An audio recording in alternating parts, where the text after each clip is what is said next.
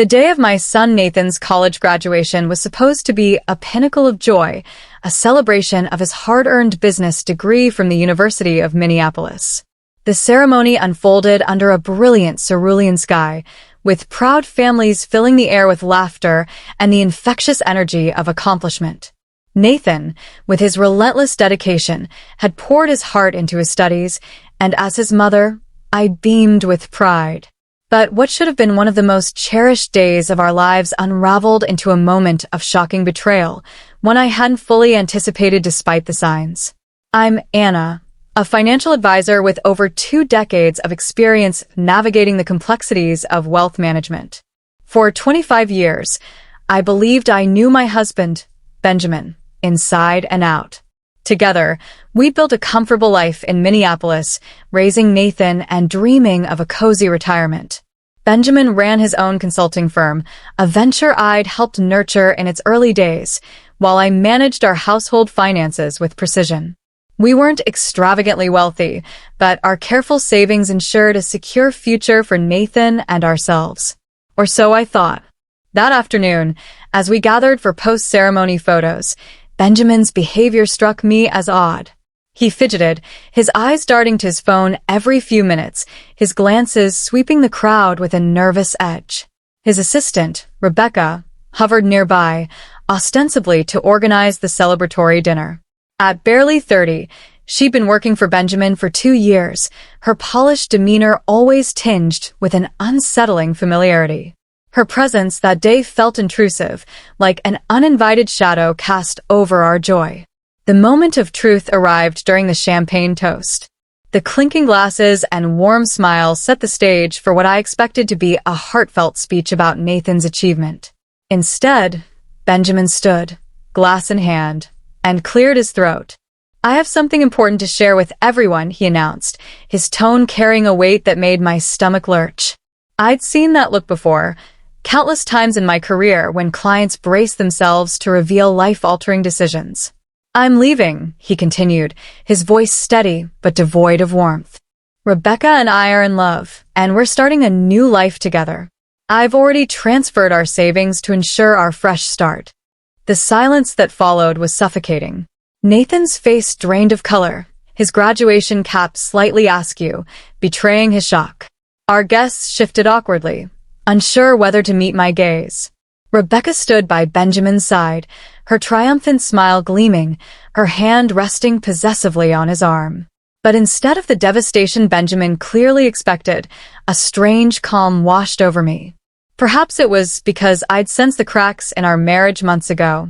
Perhaps it was because I'd already prepared for this exact moment. 3 months earlier, I'd noticed the first red flag while reviewing our joint accounts. A series of unusual transactions, expensive hotel charges, lavish dinner reservations for 2, and jewelry purchases from Tiffany's, caught my trained eye. These weren't random indulgences. They followed a deliberate pattern. The charges always appeared on Wednesday nights, always at the Marquette Hotel downtown, just 2 blocks from Benjamin's office, always for the same luxury suite. As a financial advisor, I'm wired to spot irregularities, and these were glaring. Rather than confront him, I dug deeper. 20 years of working with numbers had taught me patience and precision. I meticulously tracked every transaction, every receipt, every suspicious movement in our accounts. The evidence piled up. First-class plane tickets to a Caribbean destination I'd never heard of, secretive dinner reservations at upscale restaurants, and, most damningly, transfers to an offshore account in the Cayman Islands. Benjamin thought he was clever, hiding money where he assumed I'd never look. But he'd overlooked one critical detail. I'd managed our taxes for 15 years. I knew every legitimate account, every investment, every penny we'd saved together. These transactions glowed like neon signs in a dark alley. The final piece of the puzzle came from my friend Laura, who worked in HR at Benjamin's firm. One chilly March afternoon, she called, her voice hesitant. "Anna, there's something you should know," she said. "Rebecca just filed for a transfer to your husband's new satellite office in Bermuda." That was when the truth crystallized. Benjamin wasn't just having an affair. He was orchestrating an escape, a complete reinvention of his life, and he'd chosen Nathan's graduation as the stage for his grand announcement, believing the public setting would stifle any outburst. What he didn't know is that I'd been working with my lawyer, Patricia, for weeks. Together, we'd prepared a watertight plan, a divorce petition, an asset freeze, and a detailed dossier of tax fraud evidence. I'd quietly moved our savings into a protected account, documented every suspicious transaction, and gathered undeniable proof of his infidelity. As Benjamin finished his announcement, his smug expression radiating confidence, I reached for my purse, feeling the reassuring weight of the manila envelope inside. Rebecca, emboldened by the moment, waved a first-class ticket in front of the stunned crowd. "Our flight to Bermuda leaves tonight," she gloated, her voice dripping with self-satisfaction. "We've already found the perfect beachfront property with your savings." The room erupted in shocked whispers. Nathan's hands trembled with barely contained anger, his graduation cap a poignant reminder of the day's ruined joy. Our friends and family exchanged uneasy glances, bracing for the inevitable confrontation. Benjamin turned to me, his expression a mix of triumph and patronizing pity. "I've left you enough for a few months' expenses," he said, as if bestowing a grand favor. "I think that's more than fair, considering." "Considering what?" I interrupted, my voice calm but razor-sharp. "Considering that I helped build your consulting firm from nothing? That I managed our finances while you chased your ambitions? Or considering that I've known about your plan for months?" His smile faltered, and Rebecca's grip on his arm tightened, her confidence cracking ever so slightly. I reached into my purse and pulled out the thick envelope. "You know, Benjamin, for someone who prides himself on attention to detail, you really should have changed your email password. Using Nathan's birthday for 20 years? Not exactly clever." The color drained from his face as he began to mentally catalog what incriminating emails might be in my possession.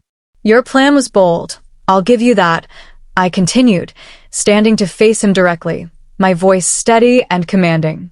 "Setting up the Bermuda account, timing this announcement for Nathan's graduation to avoid a scene, it was almost clever.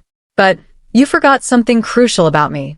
"And what's that?" he asked, his voice hoarse, betraying his growing unease. "I don't just manage our family's finances," I said, a faint smile tugging at my lips. "I do this for a living. Did you really think I wouldn't notice the hotel charges, the secret account in the Caymans, the jewelry purchases? Or that Laura in HR wouldn't mention Rebecca's transfer request to your Bermuda office?" Benjamin's hands shook visibly now, and Rebecca took a step back, her triumphant smirk replaced by uncertainty. I held out the envelope, its contents a carefully curated record of his betrayal. "Before you jet off to your new life, you might want to take a look at this," I said, my tone laced with quiet satisfaction. "Consider it my graduation gift to you both." As Benjamin took the envelope with trembling fingers, I savored the moment. Every transaction I'd tracked, every piece of evidence I'd gathered, every step I'd taken to protect Nathan and myself was about to come to light. He thought he'd orchestrated the perfect exit, but he had no idea that I'd been one step ahead, ready to unveil my own meticulously planned surprise. As I stood there, watching Benjamin fumble with a stack of papers, a quiet satisfaction settled over me. His eyes widened in disbelief as he scanned the first page, a divorce petition, already filed and stamped by the court, glaring up at him like a mockery of his carefully orchestrated escape. What the hell is this?" he stammered, his voice cracking as he looked up at me, his confidence crumbling like dry sand. I took a slow sip of champagne, the crisp bubbles dancing on my tongue, amplifying the moment's bittersweet triumph. "Oh, just some light reading before your romantic getaway," I replied, my tone deliberately sweet, laced with an edge of steel. "You might want to pay special attention to page 3. Rebecca, hovering anxiously at his side, peered over his shoulder, her perfectly manicured nails digging into his arm as she read. The bank statements, meticulously compiled, revealed a stark truth. Our joint accounts now showed a balance of 0. Every penny had been legally transferred weeks ago to an account solely in my name, beyond his reach. "You can't do this," Benjamin sputtered, his face reddening with a mix of panic and fury. That's our money. Our money. I interrupted, raising an eyebrow, my voice calm but cutting. You mean the money you plan to steal? The funds you've been siphoning into offshore accounts, thinking I wouldn't notice. I gestured to the next set of documents in the envelope, my movements deliberate. Speaking of which, the IRS is very interested in your creative accounting methods. The color drained from Benjamin's face as he flipped through the pages. Hotel receipts from the Marquette, restaurant bills from lavish dinners for two, email printouts detailing his affair with Rebecca, including their meticulously planned announcement for this very day. Each page was another nail in the coffin of his grand escape. Nathan, standing beside me now, his graduation gown rustling as he shifted closer, fixed his father with a look of raw betrayal. Dad, he said, his voice thick with emotion, you are really going to do this today? Of all days. Benjamin couldn't meet our son's eyes. Instead, he frantically shuffled through the remaining papers until he reached the court order freezing his assets. His hands trembled so violently, he nearly dropped the document. Everything's frozen, I explained, my voice steady and composed. Your personal accounts, your business accounts, even that charming little nest egg you thought you'd hidden in the Cayman Islands. My lawyer, Patricia, is quite thorough. Rebecca's triumphant smile had vanished entirely, replaced by a look of dawning panic. Babe, what's happening? What does she mean? Everything's frozen? She demanded, her voice rising with desperation. I turned to her, my expression one of mock sympathy. It means, dear, that your sugar daddy is officially broke. Well, not broke exactly, just unable to access any of his money. I hope you kept your return ticket, because that beachfront property in Bermuda might have to wait. The gathered guests watched in stunned silence. My friend Laura, who had tipped me off about Rebecca's transfer request, tried and failed to hide a smile behind her hand. Benjamin's younger brother, Thomas, shook his head in disgust, while his wife, Catherine, leaned toward me and whispered, Good for you, Anna. You've ruined everything, Benjamin hissed, his facade of control shattered, his voice raw with desperation. I stepped closer, lowering my voice so only he could hear. No, Benjamin, you ruined everything the moment you decided to betray our family. I'm just ensuring you face the consequences of your choices.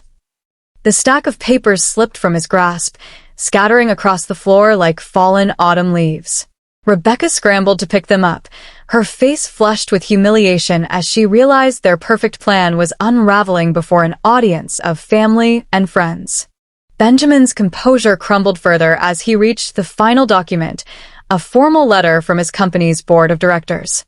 His hands gripped the paper so tightly it crumpled at the edges. The letter outlined an immediate investigation into his relationship with Rebecca, citing potential abuse of power and misuse of company resources. You went to the board, he whispered, his voice hoarse with disbelief. Actually, I didn't have to, I replied calmly, relishing the moment. It seems someone else noticed your inappropriate behavior with a subordinate. The ethics committee has been watching you for months. Rebecca's face went pale, her eyes wide with shock. What does this mean for my position? She asked, her voice barely above a whisper. Well, I said, setting down my champagne glass with a delicate clink, I believe the HR term is immediate termination. Though, given the circumstances, finding another job in Minneapolis might prove challenging. The room seemed to hold its breath, the weight of the moment pressing down on us all. Benjamin straightened, attempting to regain some semblance of control. This is ridiculous, he declared, his voice loud but unsteady, as if trying to convince himself as much as the room. I built that company from nothing. They can't just. They can, and they have. I cut in, my tone unwavering. The board is quite concerned about potential lawsuits. Apparently, you're not the first executive to think he could use his position to pursue younger employees. The accusation hung in the air, sharp and undeniable. Nathan stepped forward, his graduation cap now clutched tightly in his hands, his face a mixture of anger and heartbreak. I can't believe you did this, Dad, he said, his voice trembling but resolute. To Mom, to our family, to everything we've built. He paused, his eyes locked on his father's. You are going to steal Mom's savings and run away with your assistant on my graduation day. I understand perfectly. Benjamin reached for Nathan's arm, his voice pleading. Son, you don't understand. Sometimes marriages just don't.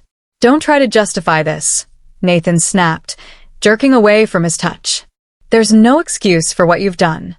Rebecca, now grasping at straws, attempted to salvage what little she could. Benjamin, they can't prove anything about us, she said, her voice shrill with defiance. We can fight this. I laughed, the sound sharp and clear, cutting through the tense atmosphere like a blade. The email thread where you both planned this entire scheme, including today's announcement? The hotel receipts? The witness statements from your coworkers? I tilted my head, my smile unwavering. I think they can prove quite a bit. Several of our guests had quietly slipped away, unwilling to witness the unraveling of a family in such a public setting. But many remained, their eyes darting between Benjamin, Rebecca, and me, captivated by the drama unfolding before them. Thomas approached, placing a supportive hand on Nathan's shoulder. How long? He asked his brother, his voice heavy with disappointment. How long have you been planning to abandon your family? Benjamin's silence was damning, his inability to respond to confession in itself. Rebecca, however, couldn't resist filling the void. We've been in love for 18 months, she declared, her voice dripping with defensive anger. We shouldn't have to hide it. 18 months, I mused, tapping my chin thoughtfully. Interesting. That's exactly how long I've been documenting everything. Every transaction, every secret meeting, every little lie. I had a feeling it might come in handy someday. The weight of realization crashed over Benjamin's face, his eyes betraying the dawning horror that while he'd been plotting his escape, I'd been 2 steps ahead, quietly building an ironclad case. He made one last desperate attempt to salvage his crumbling world. Anna, be reasonable, he said, lowering his voice to the smooth, persuasive tone he'd used so often in business negotiations. We can work something out. Split everything 50-50, keep this civil. 50-50, I echoed, genuine amusement in my voice. Of what exactly? The money you tried to hide? The company that's about to terminate you? Or perhaps you mean the house that's solely in my name? His head snapped up, confusion etched across his features. What do you mean, solely in your name? He demanded, his voice rising. Remember last month when you were too busy to attend the mortgage refinancing meeting? I said, my smile widening as comprehension dawned on his face. You just signed the papers I brought home. You really should read documents before signing them, Benjamin. The house has been transferred to my name only. Rebecca grabbed Benjamin's arm, panic rising in her voice. What about the Bermuda property? Our deposit. Frozen, I replied coolly, along with every other transaction you've made in the last 6 months. Though I suspect the property developer might be interested to know the funds were obtained fraudulently. Benjamin's face contorted with rage. You vindictive, he began, but Nathan's sharp voice cut through the air like a whip. Don't you dare finish that sentence, Nathan said, his eyes blazing with fury. The remaining guests watched in stunned silence as Benjamin's carefully crafted facade shattered completely. His shoulders slumped, and for the first time, he looked his age, worn, defeated, and stripped of the arrogance that had carried him through his betrayal. I've worked with Patricia, my lawyer. I continued, my voice calm and measured.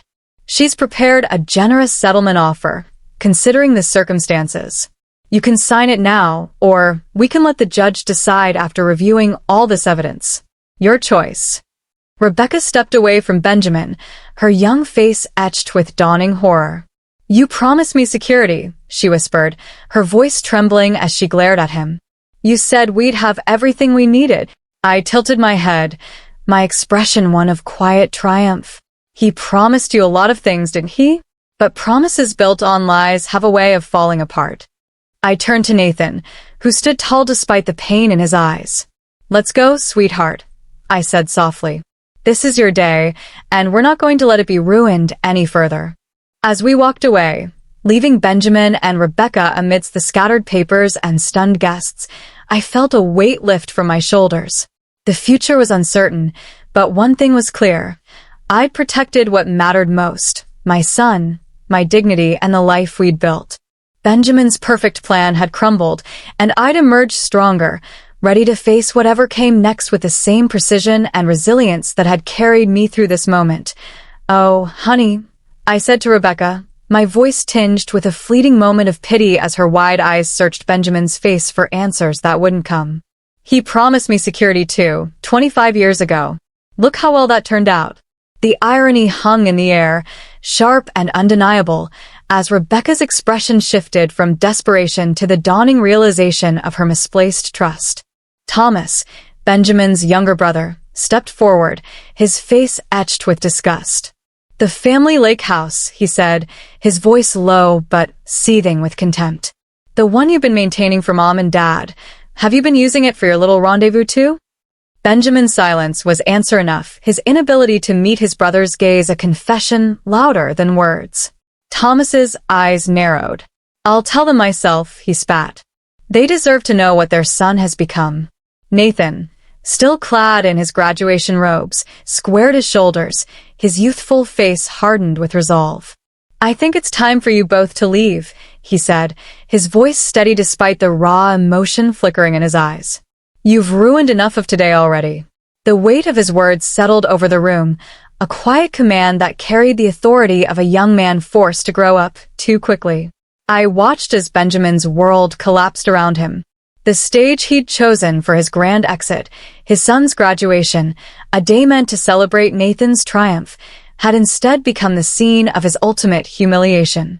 The whispers and stares of our guests, the undisguised disgust on his brother's face, the rejection in his son's eyes, it was all crashing down on him at once, a tidal wave of consequences he couldn't escape.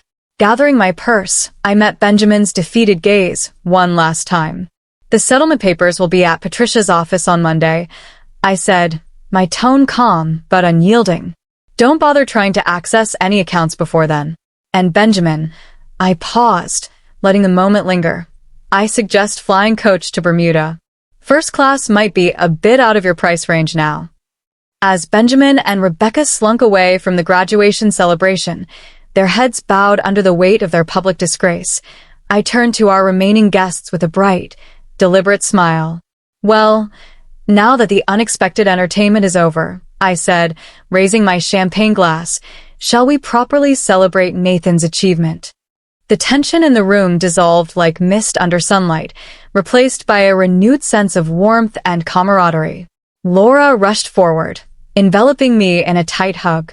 "Anna, that was absolutely brilliant," she whispered, her eyes sparkling with admiration. I've never seen Benjamin speechless before. Nathan wrapped an arm around my shoulders, his graduation cap now tucked under his arm, a symbol of the milestone that had been momentarily overshadowed. "Mom, I can't believe you've been planning this for months without letting on," he said, his voice a mix of awe and gratitude. "How did you stay so calm?" I squeezed his hand, a soft smile playing on my lips. "Years of handling other people's finances taught me patience," I replied. "And watching your father's schemes fall apart? That was worth every second of waiting." Thomas raised his glass, his voice ringing with conviction. "To Anna, who just gave us the most satisfying show of justice I've ever witnessed," he declared. "And to Nathan, whose graduation will be remembered for years to come, for all the right reasons." The remaining guests laughed, their glasses clinking in a chorus of agreement, and the atmosphere shifted fully to one of celebration. We gathered around Nathan, showering him with the congratulations he deserved, the earlier drama fading into the background like a bad dream. Catherine, Thomas's wife, pulled me aside as we prepared to move the celebration to the restaurant I'd reserved, a deliberate choice, distinct from the one Benjamin had planned to use for his ill-fated getaway. "That letter from the board," she said, her voice low with admiration. "You timed everything perfectly, didn't you?" I smiled, a glimmer of satisfaction in my eyes. "The ethics committee had been building their case for months," I explained. "I just made sure their announcement coincided with Benjamin's planned escape." Timing is everything, in finance and in revenge. Catherine chuckled, shaking her head in disbelief at the precision of my plan. As we settled into the restaurant, the clatter of plates and the hum of conversation filled the air with warmth. I felt lighter than I had in years, the weight of Benjamin's betrayal and deception replaced by a profound sense of triumph and freedom. Nathan leaned over, his voice a conspiratorial whisper. "Best graduation gift ever, Mom," he said, his grin wide and genuine.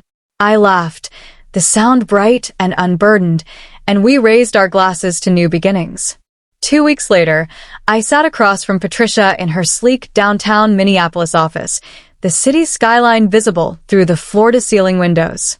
We reviewed the final divorce settlement, a stack of neatly organized documents that marked the end of a long, painful chapter. Benjamin had signed everything without protest, the fight completely drained from him after our graduation day confrontation. The company's ethics investigation had uncovered even more than I discovered. 3 other young assistants had come forward with stories of Benjamin's inappropriate behavior, their accounts painting a damning picture of a man who had abused his power for years. The board had terminated him immediately, his once sterling reputation in the business community reduced to ashes. Rebecca, facing her own professional crisis, had quickly abandoned their plans for a new life together. Last I heard, she'd moved back to Chicago to live with her parents, her dreams of a glamorous life as a trophy wife in Bermuda thoroughly shattered. The house is secure, the assets are protected, and the tax fraud evidence has been handed over to the proper authorities, Patricia said, sliding the final papers across her polished desk. I'd say this is one of the cleanest divorces I've handled, despite the circumstances. I nodded, a quiet sense of closure settling over me. "Thank you, Patricia," I said, "for everything." She smiled, her professional demeanor softening. "You made my job easy, Anna. Your evidence was impeccable." That evening, Nathan took me to dinner at a cozy bistro in Minneapolis, the kind of place where the lighting was warm and the conversation flowed as freely as the wine. He'd recently accepted a job offer with a promising startup in the city, and his excitement was palpable. "You know, Mom," he said, twirling his fork thoughtfully, "I've been thinking about what you did, how you handled everything so strategically. Would you consider doing some financial consulting for my new company?" I smiled, touched by his faith in me. "I might be interested," I replied, my tone teasing. "Though I hope you've learned to read the fine print on any documents before signing them."